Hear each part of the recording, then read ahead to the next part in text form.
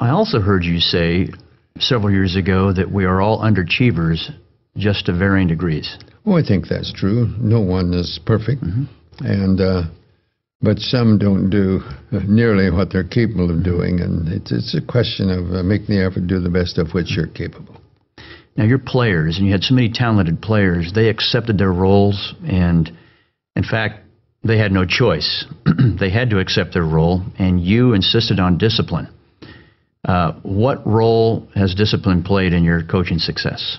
Well, it's a very important role. That's what helps bring about team play, and it also helps bring about the improvement of the individual. They have to discipline themselves to work the way they should. They have to discipline themselves to do the things they should do that's going to enable them to execute near their level of competency. There's just no question it's extremely important in almost everything. How do you walk that fine line of being a disciplinarian without being portrayed as an ogre? Well, it's not easy, and there are those that are portrayed as an ogre that have been successful in the eyes of others, because too often success is determined in athletics by the final score, but I don't think that's necessarily the indication of success.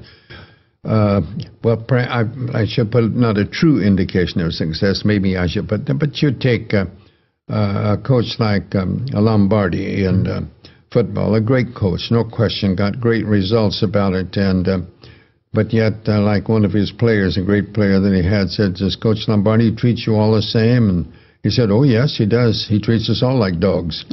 And then there's a very, very successful and outstanding coach, and Bobby Knight, that you've all heard of, I'm sure, and got great results, but he's more of the driver.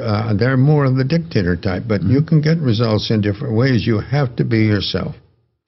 If we were interviewing Bobby Knight, we would have this chair glued to the floor. So it would stay put. Well, that's he's got a lot of style. Recognition on that. That's true. Given the opportunity, is there anything in your coaching career that you would do over if you had the opportunity to do it?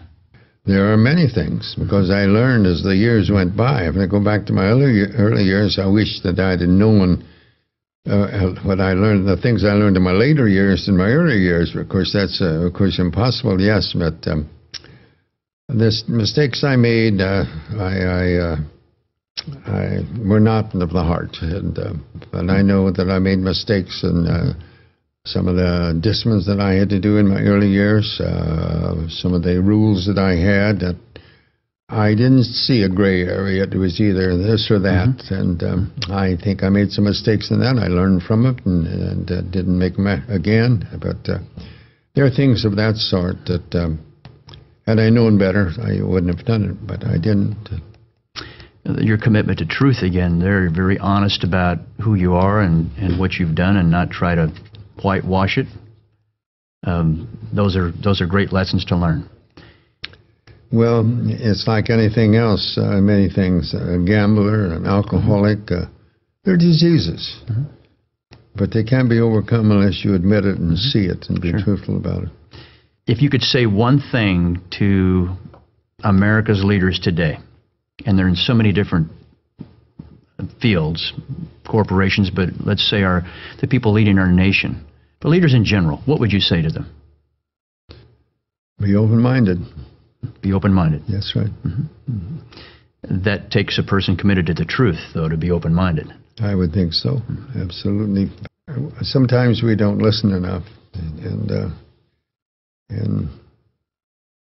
we get, well, let's see, we get too stubborn about some things. We just believe what someone said. Let me think.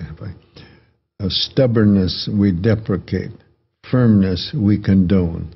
The former is my neighbor's trait, the latter is my own. But sometimes we don't recognize that. We've got to stay open-minded and always be learning. Why am I not surprised you had a poem for that as well? I don't know. What is the one piece of advice that you wish you would have been given when you started your coaching career? Oh, I know there are many things. To say one piece of advice would be just impossible to pick out one, because I knew so little, and maybe thought I knew more than I did. And but I know some of the mistakes I made, for example, was having too many rules that I thought. And I learned, for example, in my early years, I had a lot of rules and a few suggestions. As time went by, I had less rules and more suggestions. And I learned not to say what the penalty would be for a rule, because there can be different circumstances involving it, and for different individuals, the same action should be different and would for another for various reasons. And I think I learned things like that along the way that helped me. Mm-hmm. What would you most like to be remembered for? As one that was considerate of others. That's great. You were a learner. I know you read a lot. You write a lot. That would keep a person young, curious, adventuresome. I mean, life is an adventure to you. Oh, of course it is. You're probably busier now than you were when you were teaching. I really am. I sometimes think I should go back to UCLA and get a little rest. Some people retire, others refire. You have refired. You have refired. Now, the John R. Wooden course on leadership, which we're going to put up on the screen for folks, www.johnrwoodencourse.com. Tell me a little bit about that, how that came to be. Well, Mr. Garrett could tell you a lot more about that than I do. But it's because of the fact that we visited and talked about how leadership in sports could also be applicable to business in various things. And Lynn, got to work on that and brought up many ideas. And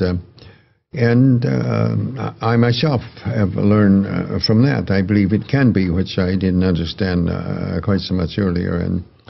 And I think the course is applicable to anyone in almost any profession. Coach, you've had such an impact on so many of us over the years. You've been a mentor to myself. I was a little kid watching you coach basketball, and we all wanted to be around you. We all wanted to get inside your head and figure out some of that good wisdom.